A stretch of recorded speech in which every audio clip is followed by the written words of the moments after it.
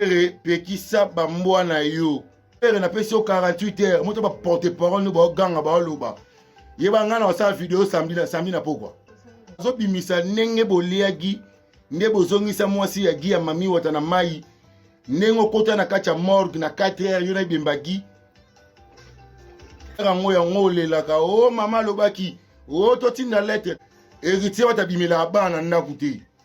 Oza lesel ministre to ko voyage bimila bana mona ndaku to bona biso ba problème. To boyi nana sukola kanga mobali ne wana ya mukuse wana. Le PDG Cardozo samedi on sort la vidéo le patron qui le savait ya Roger Ndonga. Samedi on sort la vidéo fils et Dieu pour les millionnaires. Non sa vidéo samedi na loba makambu tu ya liwa ya gi. Ndebo magi. Toyebi tu no bimila bana na ndaku. Non sa vidéo samedi na loba makambu tu ya liwa ya gi. Ndebo magi. Toyebi tout no bimilaka bana na ndaku toyebi tout. Héritier ta bomaka bato te. Noki mutema pasi ye. Donc Guinée ala ki bongo akutana na mwasi moko ya sirène. Gi azo mwasi wana sirène. Toyebi tout no bimilaka bana na ndaku toyebi tout. Héritier ta bomaka bato te. Noki mutema pasi ye. Donc Guinée ala ki bongo akutana na mwasi moko ya sirène. Guy azo mwasi wana sirène mwasi na pesa ki makambu tout Guy faka sa l'orchestre aza na ma musique na koma bien stable et fait que yaya na ye amona ke leki na komi na moto makasi alinga tele male yaya na contre boule bazongisa mwasi wana mai ya sirène akufa bazongisa mwasi wana mai ya sirène akufa peliwa ya Guy akufa sa malade Guy abela akufa sa malade Guy akufa sa malade. Penengo za bongo concert ozo beta na poto soki bo zuba visa na kin nga tiki musalo soko zuba visa le rôle héritier wata na tiki musalo na tiki pe concert eza da annulé boteki no billet logo morote tous les bas na poto mutu moko te akota concert ya feri mutu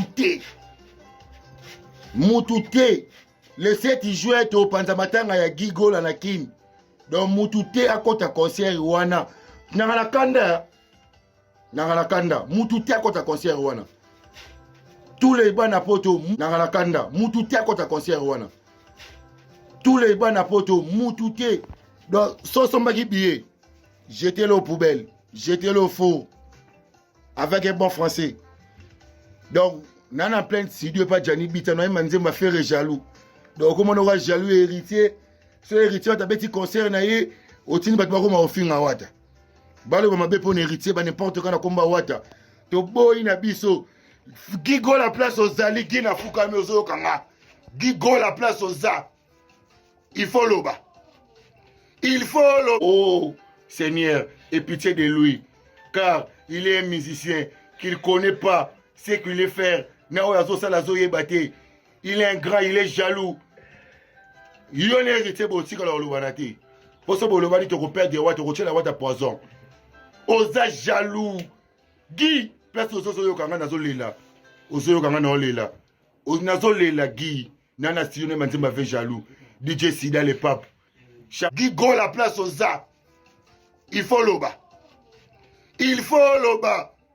okendaki na aja okende te il faut loba Guy bundela biso bazo finga hérité chaque jour Guy gola bitumba na biso ya yo Guy bunda Guy bunda concert ane ko beta mate okenda na kanda okufa liwa ya stress bazongisa mwasi na mai epa ya na yo Guy bunda ko tikate nafukami Guy bundela biso yaya ngana bossa na côté tu es mon frère bandali na kitamo to ba voisin tu es mon frère nalela chaque jour na kombo na yo muto alia yo concert na pote ko simbate Guy Mutabo mayo concert na pote ko simbate nana studio Guy no yembelo nzembu Guy bunda penda biye eteka mate bunda tina suka eteka mate intégrer off musical faux chanteur misa makelele okomaka mukeli ka muke héritier fali asali boy olandi fali héritier au juste tué où oh Seigneur aie pitié de lui car il est un musicien qu'il connaît pas ce qu'il est faire. Il est un grand, il est jaloux. Yo ne héritier botika la olobana te. Pour ça bolobani to ko perdre wa to ko tchela wa ta poison. Oza jaloux. Guy, place ozo yo kanga nazo lela. Ozo yo kanga na olela. Nazo lela Guy. Nana Sione Manzimba fait jaloux. DJ Sida le pape. Charge Angale ma DJ Sida le pape. Ya Jili Kai. La bossa noté PDG Cardozo, le patron qui le savait. Dodo Mazizi en Espagne. Célestine VIP. Na Dallas, moi c'est Gitoku. Très bientôt, donc le 7 juin 2025, na Belgique, un grand événement de charité, de fraternité, avec la fondation ISD. Soirée de charité. De charité. Soirée de fraternité. De fraternité. À l'occasion, il y a construction Mounene Oyo. La fondation ISD ezali ko construire Nabibwa pour naba orphelin. Yango Bazako organiser ce 7 juin 2025 na Belgique. La fondation ISD, Maman Charlie et tout le moment de Belgique. Basangani pour Bassa Elabiso soirée événementielle. Et voilà un événement remarquable, extraordinaire, monumental qui va se passer dans la Belgique. Le 7 juin, na 18h, la mise en place terminée. J'ai fait l'appel à tout le monde. Bateau nous sommes de bons cœurs. Bateau nous sommes un cœur en or. Parce que ce n'est pas donné à n'importe qui. Voilà. C'est un don que Dieu donne. Voilà. Voilà. Tobengi biso nyonso. Ba oyo nyonso. Ba maman, bilenge, bana nyonso. Tu as participer. Babi ba place est limitée. Tu as participer à dîner de fraternité. Voilà. Babi tu participer à dîner de charité. De charité. Bateau nyonso baza la charité. Bateau nyonso nzamba pesa motema yakokaba. Un cœur en or. Un cœur en or. Tobengi biso nyonso. Ngai na kozala parce que le 7 juin na Katia Belgique, je n'ai jamais manqué à cet événement. Voilà. Venez nombreux. Bino bateau nyonso bana mitema malamu. Bino bateau nyonso boninga kakosunga. Babi to sunga ba orphelin, to sunga ba veuve. Pourquoi pas les enfants de la rue? To bien biso nyonso. To y a tellement ébélé. Moi je serai là. Fondation ISD, toutes les mamans, basangani, babi baza on a déjà prête ba yamba biso. Appelez déjà na numéro oyezanase bo sala ba réservation na bino. Boya ébélé. To benga mi poto sunga. To sungana.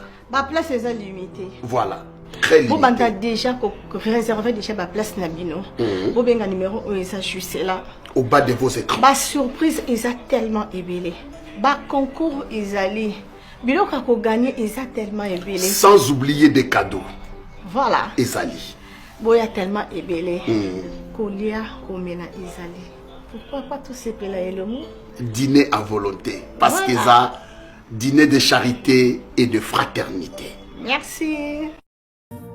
Bonjour, salut à tout le monde. Voilà, nous sommes là pour votre service Gédéon Electrical. Oh là là là là là là. Vous êtes en Afrique du Sud, Cape Town, Johannesburg, Durbanville, Pretoria. En tout cas, contactez-nous. Le service sera bien fait. You are in Cape Town. We welcome to help you with your work, electrical problem.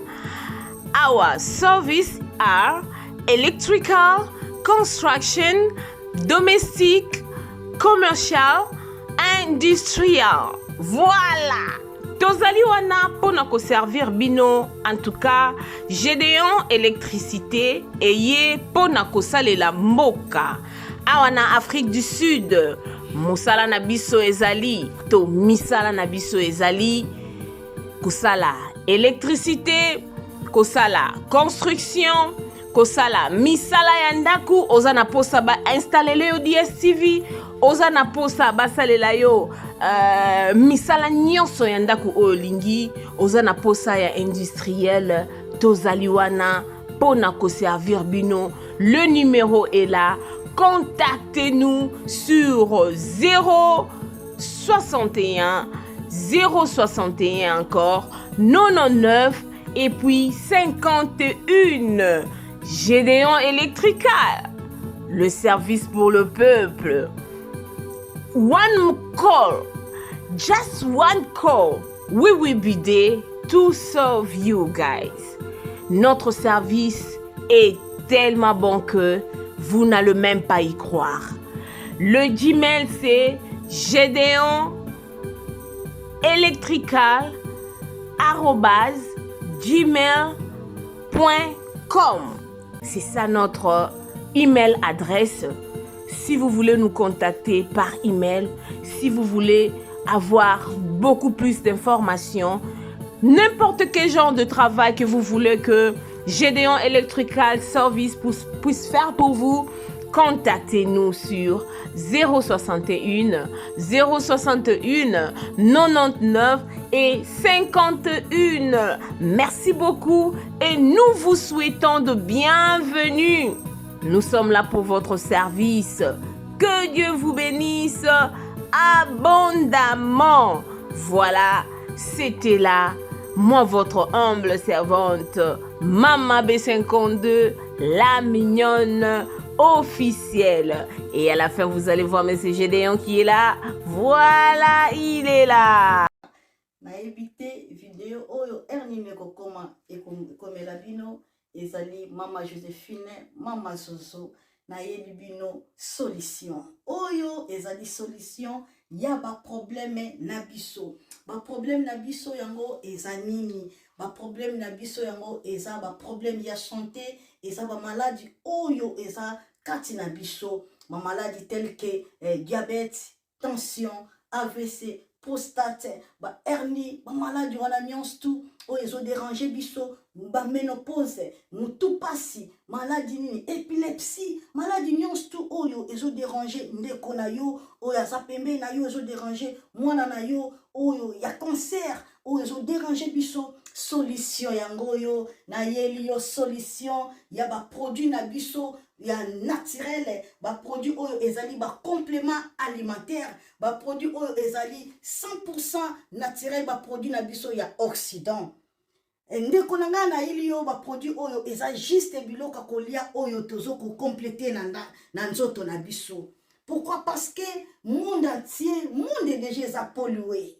Eza pollué à partir ya biloko oyo tozolia. Biloko tozolia yango ezo détruire ba santé na biso. Pourquoi? Parce que biloko tozolia bazo travailler yango na ba produits chimiques. Biloko tozolia bazo tia yango ba poison. Biloko tozolia bazo tia yango même ba hormone. Yango wana compagnie ya aloe vera products bakaniseli peuple na bango partout dans le monde entier, na plus de 160 pays. Balobi non, tikato kanisi na peuple na biso pona bien-être na bango et pona santé na bango ezala malamu. Yango wana ba produit na biso yango yo eza wana pona kosunga biso na ba santé. Atika na ebisa yo bien fait ya produit na biso aloe vera gel. Produit oyo okoko zanga yango na ndaku na yo te. Yo oza na problème ya insomnie, olala kate produit oyo eza somnifère.